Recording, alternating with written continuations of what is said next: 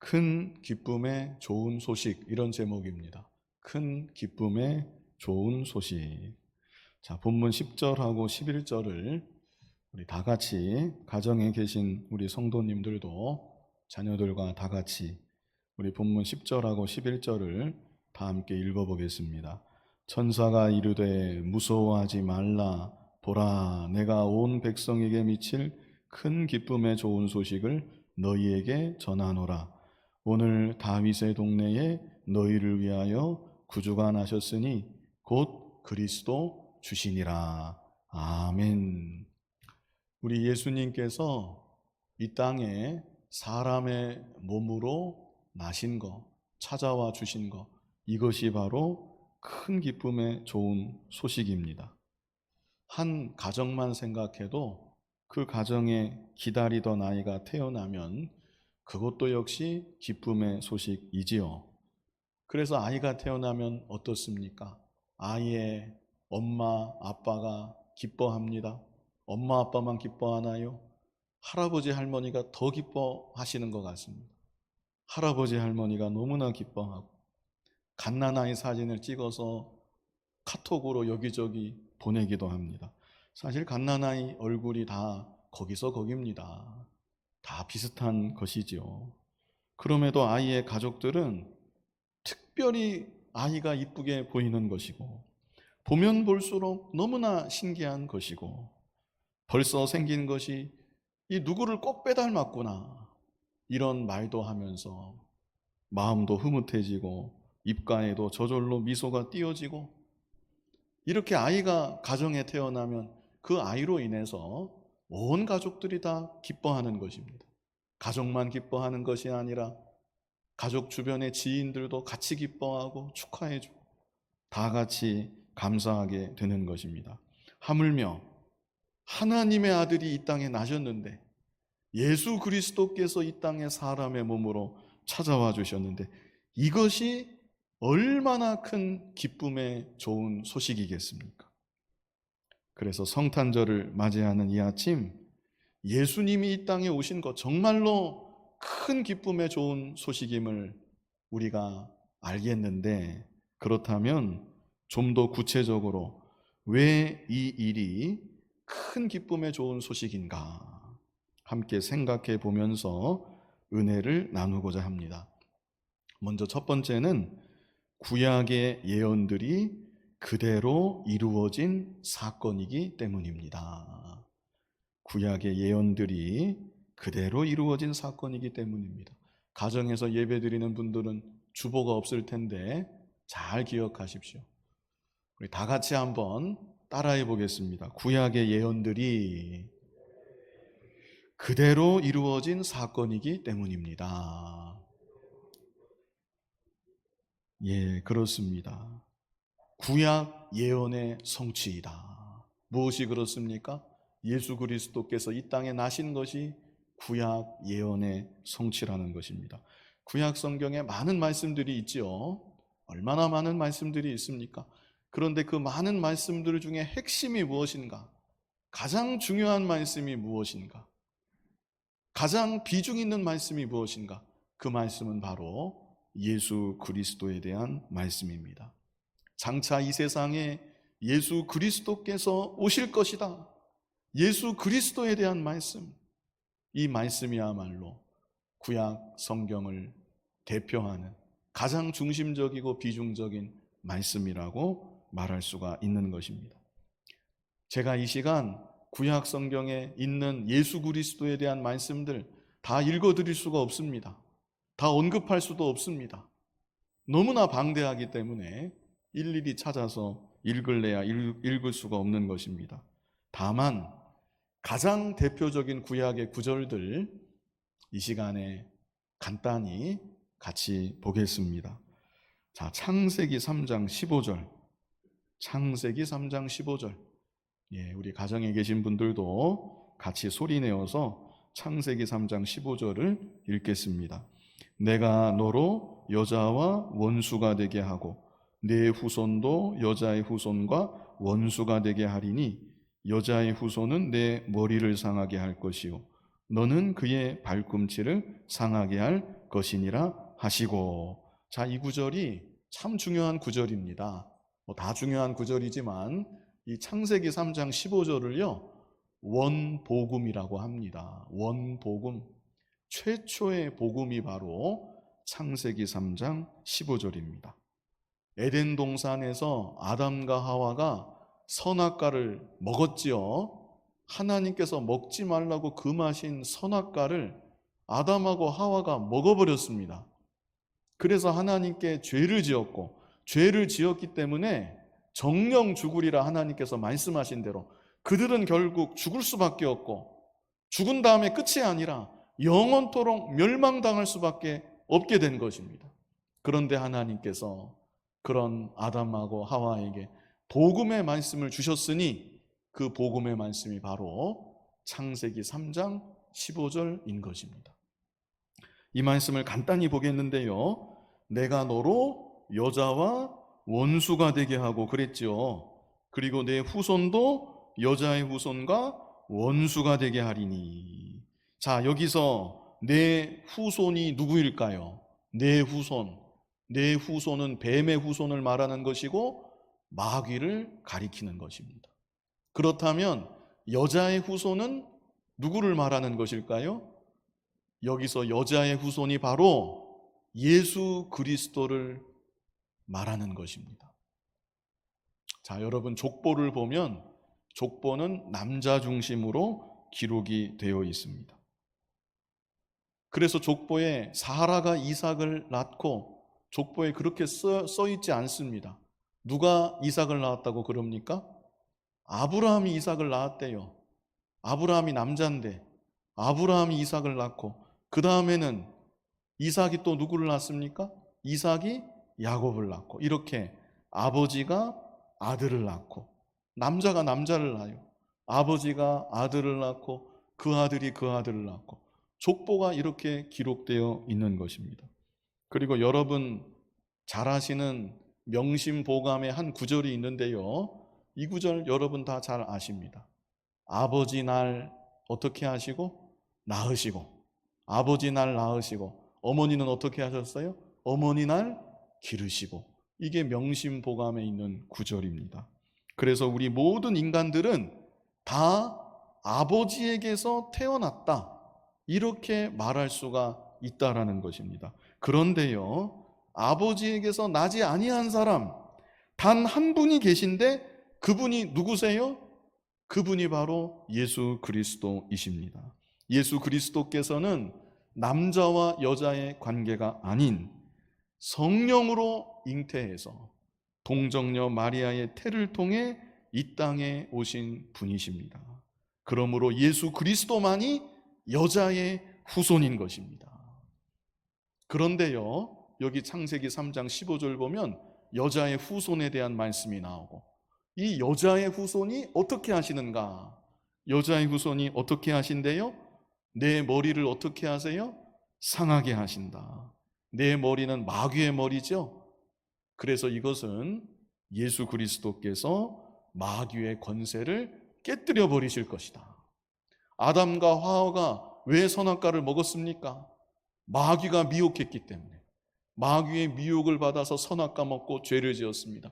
그 이후로 이 세상은 죄악이 관영한 세상이고 욕심이 많은 세상이고, 마귀가 이제도 욕심을 통해서 미혹하고 죄짓게 만드는 이 세상이 된 것입니다. 그런데 장차 예수 그리스도께서 오셔서 어떻게 하세요? 내 머리를 상하게 한다. 마귀의 머리를, 마귀의 권세를 깨뜨려 버리실 것이다. 이것을 창세기 3장 15절이 말씀해주고 있는 것입니다. 그래서 창세기 3장 15절은 원복음, 최초의 복음이라고 우리가 부르는 것이고, 장차 오실 예수 그리스도께서 여자의 후손으로, 다시 말해서 동정녀의 몸에서 나신다. 그리고 어떻게 하세요? 마귀의 권세를 깨뜨려 버리실 것이다. 이것을 일찍이 말씀해 주신 복음 중에 복음인 것입니다. 그리고 이어서 여러분 다 잘 아십니다. 우리 자녀들도 알 것입니다. 주일학교에서 잘 들었으면 압니다. 창세기 3장 21절에 보면 가죽옷을 지어 입히셨다는 얘기가 나와요. 하나님께서 아담과 하와에게 가죽옷을 지어 입혀주셨습니다. 아담과 하와는 죄로 인해서 하나님과 단절이 되었습니다. 단절되었을 뿐 아니라 죄를 지어서 수치가 생겼습니다. 죄의 수치가 생긴 것입니다. 이 죄의 수치를 아담하고 하와하고 가리려고 하는데 가릴 수가 있습니까? 없습니까? 도저히 자기들의 노력으로 가릴래야 가릴 수가 없는 것입니다. 그런데 하나님께서 아담과 하와를 위해서 무슨 옷을 지어 입혀주셨어요? 가죽옷을 지어 입혀주셔서 죄의 수치를 가리어주셨다. 자, 이것도 역시 장차 예수 그리스도가 오신다는 것, 그리고 예수 그리스도의 사역을 미리 보여주는 것입니다. 죄를 짓고 수치를 당하고 결국 죽어야 되고 결국 멸망당해야 되는 것은 아담과 하와인데, 하나님께서 아담과 하와를 죽이는 대신에 생축을 죽였습니다. 생축을 잡아서 피 흘려 죽이시고 생축의 가죽을 벗기시고 그 가죽으로 아담과 하와를 위해 가죽옷을 지어 입혀주심으로 아담과 하와의 죄의 수치를 가리어 주셨습니다. 마찬가지로 장차 예수 그리스도께서 여자의 후손으로 이 땅에 오신다고 창세기 3장 15절에 말씀해 주셨는데, 그렇게 오신 예수 그리스도께서 가죽이 벗겨지는 생축과 같이 우리의 죄를 대신 지시고 참혹한 모습으로 십자가에 달려 죽어주실 것이다. 그래서 우리가 지은 죄의 수치를 다 가리워 주실 것이고 대신에 예수 그리스도의 의의 옷을 입혀 주실 것이다. 이것을 우리에게 알게 하여 주시는 것입니다. 자, 그 다음에 또 볼 구절은요, 여러분이 잘 아시는 구절입니다. 이 구절도 너무나 중요한 구절인데 이사야 7장 14절을 같이 한번 읽어보겠습니다. 그러므로 주께서 친히 징조를 너희에게 주실 것이라. 보라, 처녀가 잉태하여 아들을 낳을 것이요 그의 이름을 임마누엘이라 하리라. 아멘. 자, 이 구절도 얼마나 놀라운 구절인지 모릅니다. 이사야 선지자가요, 예수님 오시기 700년도 훨씬 전의 선지자입니다. 그런데 그 이사야 선지자가 성령의 감동 가운데 이런 예언을 한 것입니다. 보라, 처녀가 잉태하여 아들을 낳을 것이다. 이게 말이나 되는 말입니까? 어떻게 처녀가 잉태를 합니까? 어떻게 처녀가 아들을 낳아요? 그런데 멀쩡한 선지자가, 제정신인 선지자가 성령께서 감동을 주시니까 이런 예언을 남긴 것입니다. 처녀가 잉태하여 아들을 낳을 것이다. 그리고 그의 이름을 임마누엘이라 하리라. 임마누엘이 무슨 뜻입니까? 임마누엘이라는 뜻은 하나님께서 우리와 함께 계심이라. 이게 바로 임마누엘입니다. 그래서 예수님 오시기도 한참 전에 이사야 선지자가 예수 그리스도께서 동정녀의 몸에서 나실 것, 이사야 선지자도 예언한 것이고, 그리고 또 뭘 예언한 것입니까? 예수님은 하나님이시다. 임마누엘이라는 이름의 뜻과 같이 예수님은 하나님이시고 하나님께서 이 땅에 사람의 몸으로 내려와 주셔서 우리와 함께하여 주실 것이다. 이 사실을 일찍이 이사야 선지자가 예언하였던 것입니다. 그리고 지난 주일에 보았던 말씀입니다. 미가서 5장 2절을 같이 한번 읽어보겠습니다. 베들레헴 에브라다야, 너는 유다 족속 중에 작을지라도 이스라엘을 다스릴 자가 내게서 내게로 나올 것이라. 그의 근본은 상고의 영원에 있느니라. 아멘. 이것은 무슨 예언이에요? 장차 오실 예수 그리스도께서 어느 동네에 태어나신대요? 베들레헴에서 태어나신다. 동네까지, 이것도 역시 700년도 훨씬 전입니다. 예? 700년도 훨씬 전에 예수 그리스도께서 태어나실 동네까지 구약의 선지자가 예언하였던 것입니다. 이사야 11장 10절 같이 한번 읽어보겠습니다. 그날에 이새의 뿌리에서 한 싹이 나서 만민의 기치로 설 것이요 열방이 그에게로 돌아오리니 그가 거한 곳이 영화로우리라. 자, 누구의 뿌리라고 여기 말했습니까? 이새의 뿌리라고 말했죠. 이새가 누구지요? 이새가 누굽니까? 이새는 다윗의 아버지입니다. 그래서 이 말씀은 예수 그리스도께서 어떤 가문을 통해서 오실지, 어떤 집안을 통해서 오실지, 거기에 대해서까지 이렇게 구체적으로 예언하여 주신 말씀입니다. 자, 지금 몇 구절만 보았습니다. 몇 구절만 보았는데요. 빙산의 일각입니다. 더 보고 싶은데 다 볼 수가 없습니다. 빙산의 일각이다. 구약 성경에 정말 놀랍습니다. 예수 그리스도에 대한 예언이 얼마나 자세하게, 얼마나 세세하게 미리 예언되어 있는지 얼마나 놀라운지 모릅니다. 심지어는 예수 그리스도께서 사역을 어디에서 시작하실지 그것도 구약 성경에 예언되어 있습니다. 예수 그리스도께서 갈릴리에서 사역을 시작하실 것이다. 그것도 예언이 되어 있고, 예수님께서 사역을 하실 때 주로 어떤 일을 하실 것이다. 그것도 예언이 되어 있고, 심지어 제자들이 예수님을 버릴 것이다. 그것도 예언이 되어 있습니다. 너무나 자세하게 세세하게 구약 성경에 예수 그리스도에 대해서 예언이 되어 있고, 가장 중요한 것은 그렇게 오신 예수 그리스도께서 십자가에 못 박혀 죽으실 거, 부활하실 거, 만왕의 왕으로 다스리실 거, 세상 마지막에 심판주로 다시 오실 거, 이 모든 것이 다 구약 성경에 예언되어 있는 것입니다. 그래서 이스라엘 백성들은 이분이 과연 누구실까 항상 생각하는 겁니다. 이분이 과연 누구실까? 오시리라 약속하신 이분이 과연 누구시며 언제 오시는 것인가? 4,000년의 세월 동안 기다리고 기다려왔던 것입니다. 아이가 태어날 때 10달 기다리고 아이가 태어납니다. 결혼하고부터 시작하면 좀 더 길겠지만 아무튼 그렇게 기다리던 아이가 나왔을 때 그래도 그렇게 기쁘게 했는데, 아담 이후로 4,000년의 세월 동안 기다리고 기다리던 분이 마침내 이 땅에 나셨는데, 이 소식이 얼마나 큰 기쁨의 좋은 소식이겠습니까? 특별히 구약의 마지막 선지자가 말라기입니다.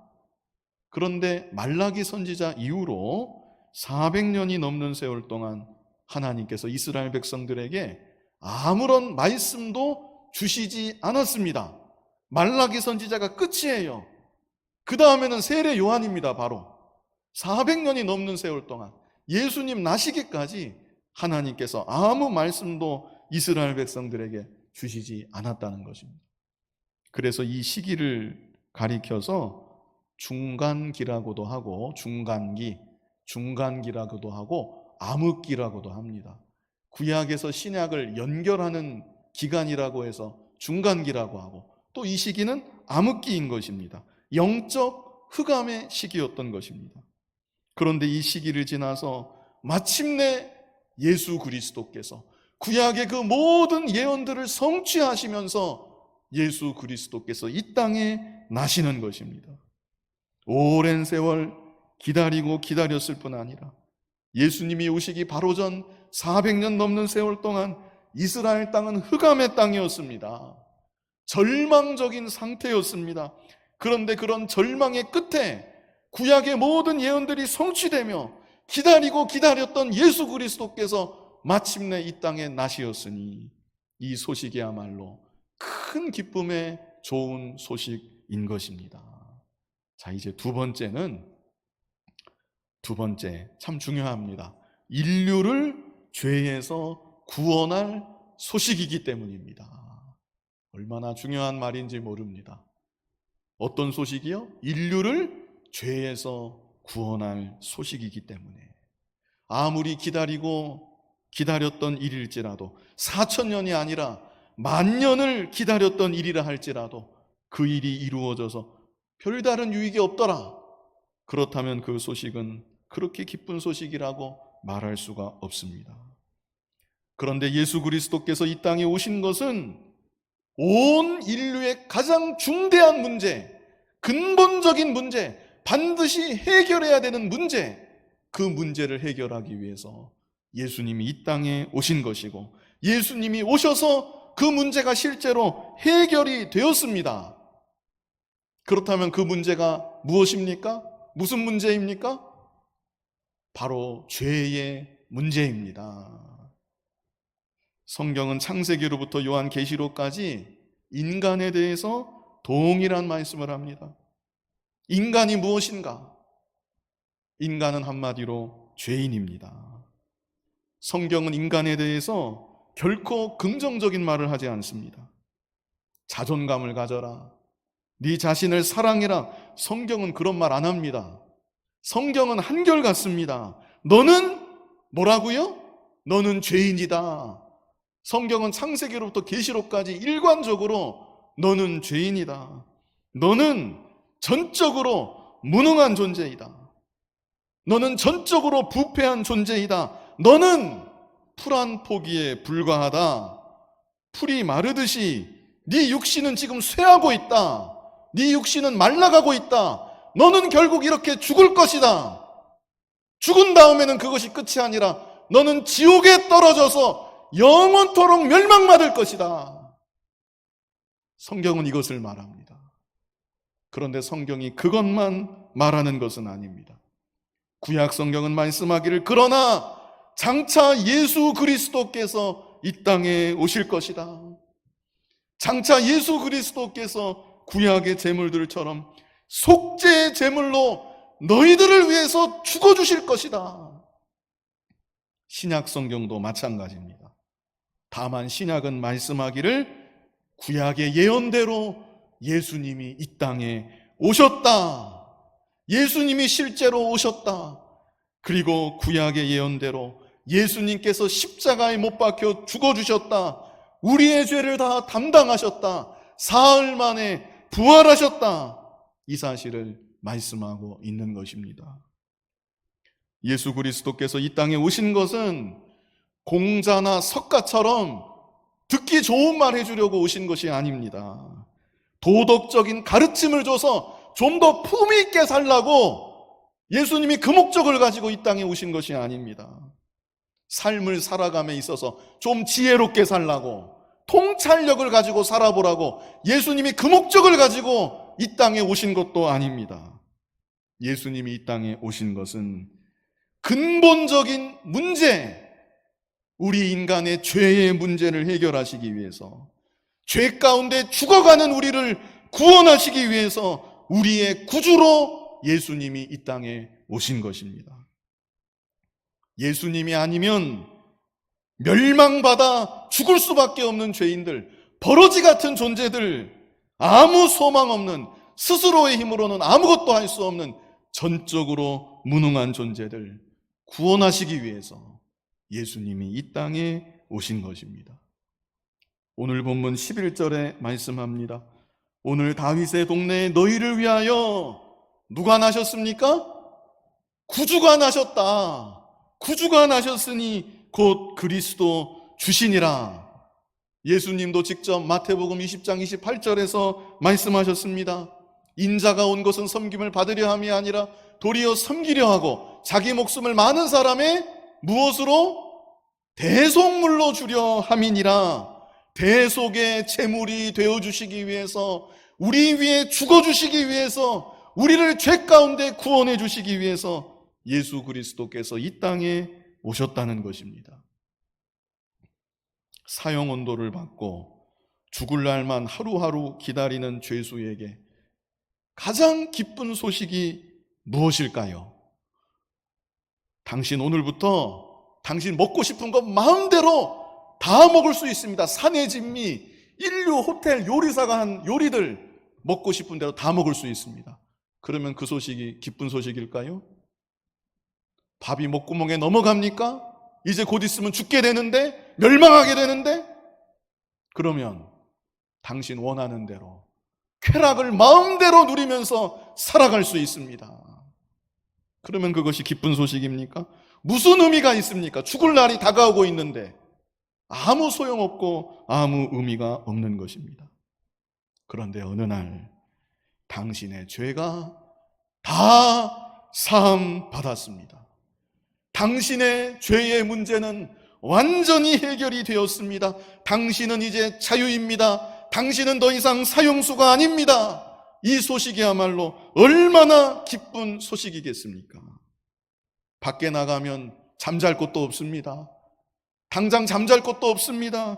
먹을 양식 없고 가진 것이 한 푼도 없다 할지라도 얼마나 그 마음에 큰 기쁨이 충만하겠습니까?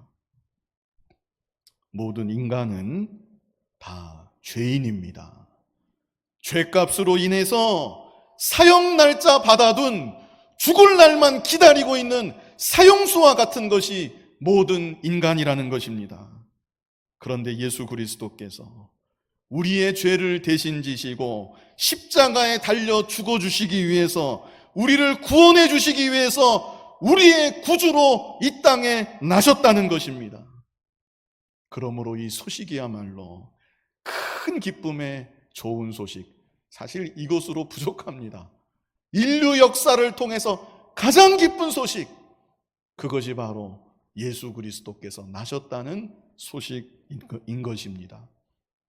마지막 세 번째로, 이 소식은 지금 현재도 유효한 소식이기 때문입니다. 지금 현재도 유효한 소식이다. 만약 어떤 소식인 정말 놀라운 소식인데 철진한 소식이다, 떼진한 소식이다, 그러면 그 소식은 결코 기쁨의 소식이 될 수 없습니다. 그러나 예수 그리스도께서 이 땅에 오셨다는 것은 지금 나에게 적용되는 소식입니다. 지금 이 자리에 있는 우리들 모두에게, 지금도 가정에서 온라인으로 예배드리는 여러분들 모두에게 여전히 유효한 소식이고, 지금 나와 너무나 밀접한 관계가 있는 소식이라는 것입니다. 본문 11절을 다시 보면, 오늘 다윗의 동네에 누구를 위하여 구주가 나셨습니까? 너희를 위하여. 너희를 위하여 구주가 나셨으니 곧 그리스도 주신. 여기서 너희가 누굽니까? 이 소식을 직접 들었던 목자들, 그 목자들만이 아닙니다. 지금 이 소식을 듣고 있는 여러분 모두, 오는 세대 이 소식을 듣게 되는 모든 인류를 위하여 구주가 나셨으니 곧 그리스도 주시니라. 중요한 것은 이 소식, 나에게 주신 소식으로 믿고 온전히 받아들이는 것입니다. 예수님이 나의 구주로 이 땅에 나셨습니다. 나를 위해 예수 그리스도께서 사람의 몸으로 이 땅에 찾아와 주셨습니다. 나를 위해 속죄의 제물로 십자가에 달려 죽으셨습니다. 사흘 만에 부활하셨습니다. 이 사실을 그대로 믿고 받아들이는 것입니다. 그래서 예수님은 나의 구주이십니다. 성경 말씀대로 믿고 고백하는 여러분들이 다 되시기를 바랍니다. 고린도후서 6장 2절을 같이 읽어보겠습니다. 이르시되 내가 은혜 베풀 때에 너에게 듣고 구원의 날에 너를 도왔다 하셨으니 보라 지금은 은혜 받을 만한 때요 보라 지금은 구원의 날이로다. 아멘. 은혜 받을 만한 때가 언제입니까? 바로 지금입니다. 보라 지금은 은혜 받을 만한 때요, 그리고 바로 지금이 구원의 날이라는 것입니다. 하나님이 주시는 은혜와 구원의 은총을 이 말씀 듣고 있는 여러분들 모두가 다 반드시 받으시고, 이미 받은 분들은 더욱 충만히 누리시기를 바랍니다. 이 시간 큰 기쁨의 좋은 소식, 이런 제목으로 말씀을 증거했습니다. 예수 그리스도께서 이 땅에 나셨다는 것, 이 소식이야말로 큰 기쁨의 좋은 소식, 말로 다 표현할 수 없는 가장 기쁜 좋은 소식인데 왜 그런가? 첫 번째가 무엇이었습니까? 구약의 예언들이 어떻게 해요? 그대로 이루어진 사건이기 때문입니다. 사실 이것만 봐도 예수님을 안 믿을 수가 없습니다. 구약 성경이 정말 얼마나 오랜 세월을 거쳐서 수천 년의 역사가 담겨있는 성경인데, 그 성경이 예언했던 그분이 실제로 이 땅에 오셨다는 것입니다. 2000년 전에 이 땅에 실제로 오셨고 임마누엘이라는 이름과 같이 사람들과 함께 이 땅에 계셨습니다. 두 번째는 무엇입니까? 인류를 죄에서 구원할 소식이기 때문입니다. 근본적인 문제, 가장 중요한 문제가 해결되는 소식이기 때문입니다. 세 번째는 무엇입니까? 지금 현재도 유효한 소식이기 때문입니다. 바로 우리에게 들리는 소식, 바로 우리에게 적용되는 소식이기 때문입니다. 성탄의 소식을 큰 기쁨의 좋은 소식으로 다 받아들이시고 온전히 믿는 여러분들이 다 되시고, 그래서 주님이 주시는 기쁨과 평강을 실제 충만히 누리시고 이제 살아가는 날 동안 이 큰 기쁨의 좋은 소식을 이 세상 가운데 널리 증거하며 살아가는, 사랑하는 여러분들이 다 되시기를 간절히 바랍니다. 거룩하신 아버지 하나님, 성탄의 아침 하나님께 예배하며 영광 돌리게 하심을 감사합니다. 성탄의 이 놀라운 소식, 큰 기쁨의 좋은 소식, 내게 주시는 소식으로 모두가 받아들이게 하여 주시고, 그래서 마음 가운데 주님이 주시는 큰 평강이, 기쁨이 충만하게 하여 주시고, 이제 살아가는 날 동안 이 기쁜 소식을 널리 증거하며 살아가는 우리들 모두가 되게 하여 주시옵소서. 예수님 이름으로 기도하옵나이다. 아멘.